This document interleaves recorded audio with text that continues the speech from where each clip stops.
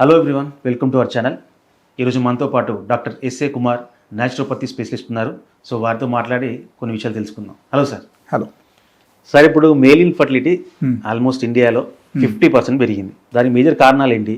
ఇంకోటి అంటే male ego అనేది ఒకటి ఉంటుంది సార్. యాక్చువల్గా జనరల్గా చాలామంది నాకేం అది నీకుండే ప్రాబ్లం నాకెందుకు అదే అన్న ఒక మేల్ ఈగో ఉంటుంది. అది దాని గురించి చూడ చెప్పండి సార్. యాక్చువల్గా ఆ టైప్ మనం ఆలోచిస్తే మనం మాట్లాడితే ఆ ప్రాబ్లం సాల్వ్ కాదు. Okay, then we must go to a doctor, we must do all sort of checkup. Okay, అప్పుడు మనకు తెలుస్తుంది ఎగ్జాక్ట్లీ ప్రాబ్లం ఎవరిది అంటే ఏంటి, ఎలా జరుగుతుంది టోటల్గా మనకు తెలుస్తుంది. లేకపోతే అది అన్ని పక్కన పడేసి మన ఇష్టం వచ్చినట్టు మనం మాట్లాడితే ఎట్లా అవుతుంది? అది కాదు. ఫర్టిలిటీ హాస్పిటల్లో జనరల్ హాస్పిటల్ ఉన్నట్టున్నారు పేషెంట్స్. అవును, అంతే. జనరల్ హాస్పిటల్ ఎట్లుంటుందో నేను అసలు షాక్ అయినా. ఫర్టిలిటీ హాస్పిటల్లో ఇంతమంది పేషెంట్లు ఏంది అసలు అని. మొత్తం కపుల్సే, పెద్ద హాల్ నిండిపోయారు, డాక్టర్ల కోసం లైన్లు వెయిటింగ్. అంత వైల్డ్గా ఉందని ఎక్స్పెక్ట్ చేయలేదు యాక్చువల్గా. సో ఇందులో చాలామంది అంటే లేడీస్కే ప్రాబ్లం ఎక్కువ ఉంటుంది, లేడీస్ వల్లే జరుగుతుంది అన్నట్టు ఫర్టిలిటీలో ఒక అపోహ ఉన్నది.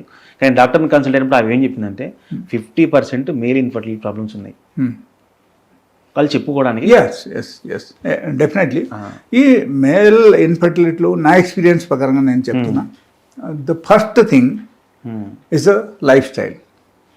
మీ లైఫ్ స్టైల్ ఎప్పుడైనా సరే మారిపోయిందంటే ఆటోమేటికలీ మన బాడీలో మనది సర్కేడియన్ రీథమ్ కంప్లీట్గా మారిపోతుంది.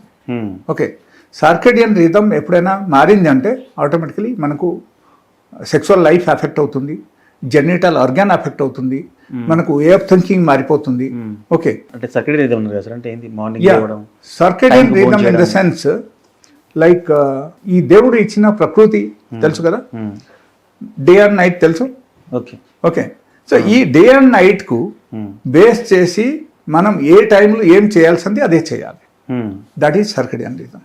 ఓకే, లైక్ మనకు డే టైంలో మనం పని చేయడం, రాత్రిపూట మనం పడుకోవడం. ఓకే, అండ్ కొంతమంది ఇప్పుడు ఏం చేస్తున్నారు అంటే రాత్రిపూట పని చేస్తున్నారు, డే టైంలో వచ్చి పడుకుంటున్నారు. Totally against the nature. Okay, so అక్కడ ఏమవుతుందంటే it will affect the sexual life in the body. Okay okay, so అందుకని అక్కడ different types of diseases will develop in the body due to that awkward life style. Okay, so దానివల్ల ఏమవుతుందంటే మన బాడీలో circadian rhythm కంప్లీట్గా మారిపోతుంది. And they are not exposure to the sunlight. Okay, ఎప్పుడైనా సరే సన్ లైట్ నుంచి మనం దూరం ఉన్నాం అనుకో, అర్త్ నుంచి మనం దూరం ఉన్నాం అంటే భూమి నుంచి మనం దూరంగా ఉండడం, లేకపోతే సన్ లైట్ నుంచి మనం సో అప్పుడు ఏమవుతుందంటే నైట్ టైం సపోజ్ ఒకరు పని చేశారు, there is no sunlight in the night. Okay, and night time ఏమవుతుందంటే మన బాడీలో కొన్ని హార్మోన్స్ మనకు సిక్రెషన్ జరుగుతుంది. In generally when you are in the deep sleep, that time ఆ హార్మోన్ సిక్రెషన్ జరుగుతుంది. డీప్ స్లీప్లో లేదు, మీరు కూర్చొని సిస్టమ్ దగ్గర కూర్చొని మీరు పని చేస్తున్నారు, ఆ హార్మోన్ సిక్రెషన్ ఎలా జరుగుతాయి? అస్సలు జరగదు. అర్థమైందా? That is one of the minus point. The second thing, when you are not exposed to the sunlight, you are away from different types of vitamins, hormones, mostly and oxygen. D vitamins. It's not only D vitamin. Different types of. I'll tell you one thing. The phytonutrients. Okay, that is number 1. Number 2 is the oxygen. Number 3 is the hormone. Okay. Number 4 is the enzymes. So these 4 we are getting only from the sunlight.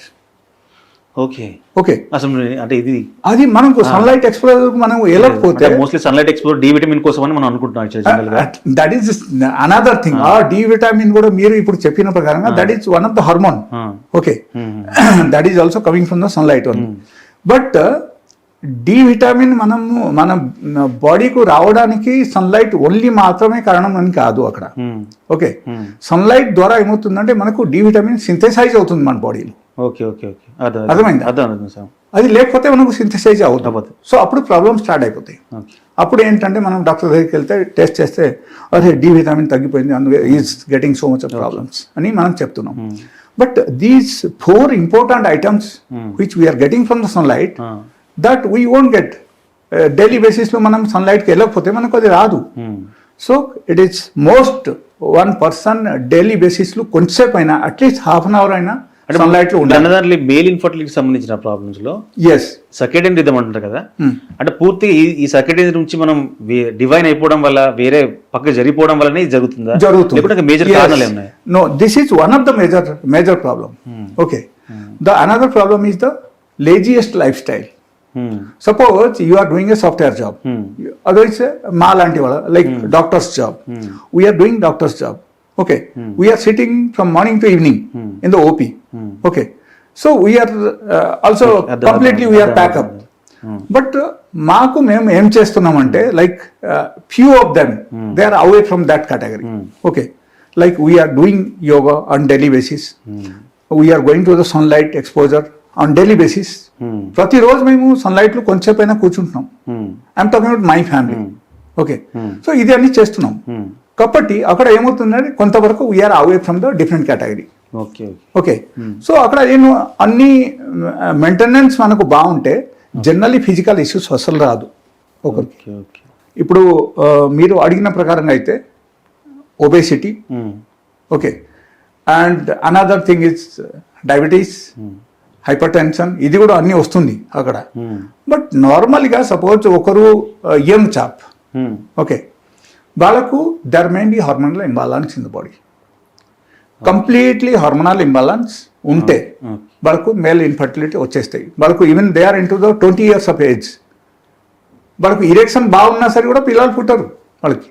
లేకపోతే కంప్లీట్గా absence of the sperm count, that is called azoospermia. Azoospermia is one of the technical word in the medical terms.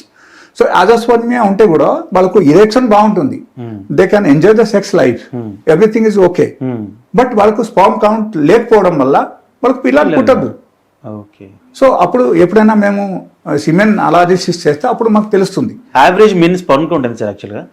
1.5 ఉండాలి, లేకపోతే కష్టం అక్కడ minimum అంతా ఉండాలి. అంటే basic production అయినా అసలు యాక్చువల్గా 100 million సంథింగ్ అయినా యాక్చువల్గా, అంటే అంత 1.5 million 1.5 million అంత ఉండాల్సింది ఇంత అయింది. ఎస్, సో అక్కడ తగ్గిపోతేనే అప్పుడు మాత్రం కష్టమే. అండ్ అనదర్ థింగ్, కొంతమందికి టోటల్ కంప్లీట్ జీరో ఉంటుంది. జీరో ఉంటే వాళ్ళకు ఎంత సెక్స్ చేసినా కూడా వాళ్ళకి పుట్టదు పిల్లలు, అది ఒకటి. అండ్ ఒక ఫీమేల్ పార్ట్నర్ కు కంప్లీట్ గా బాగుంది అండ్ మేల్ పార్ట్నర్ కు ఈ టైప్ ప్రాబ్లమ్స్ ఉంది అనుకో, అజోస్పర్మియా ఉంది అనుకో, వాళ్ళకి పిల్లలు పుట్టదు. ఓకే, ఇప్పుడు మనకు మేల్ ఇన్ఫర్టిలిటీ మేజర్ ప్రాబ్లమ్ అనేది లైఫ్ స్టైల్ నుంచి చాలా ప్రాబ్లమ్ అర్థమవుతుంది. సర్కేడియన్ అదే బేసిక్గా టైంకు తినకపోవడం, టైంకు పడకపోవడం, ఫిజికల్ యాక్టివిటీ లేకపోవడం, దీనివల్ల చాలా చాలా ప్రాబ్లమ్స్ వస్తుంది అన్నమాట. So most of the physical issues comes due to that circadian rhythm in the body. Okay, so మనము ఈవెన్ ఆ టైప్ ఉండాలి. అండ్ దానిలో stress has got a major role. Like ఎప్పుడైనా సరే మీరు ఒక డొమినేటింగ్ లైఫ్ స్టైల్ మెయింటైన్ చేస్తున్నారు, డొమినేటింగ్ లైఫ్ స్టైల్ మీరు చదువుతున్నారు, డొమినేటింగ్ లైఫ్ స్టైల్ మీరు జాబ్ చేస్తున్నారు, లేకపోతే suppose maybe your family tension, maybe your job tension, ఈ టైప్ టెన్షన్స్ లో ఎప్పుడు మీరు ఉంటున్నారు. ఓవరాల్ గా మొత్తానికి మీరు లైఫ్ స్టైల్ మార్చుకుంటే ఆరోగ్యం ఆటోమేటిక్ అదే బాగుపడుతుంది, వెళ్ళాల్సిన అవసరం లేదు. That is one. But as far one of the reason అనుకుందాం.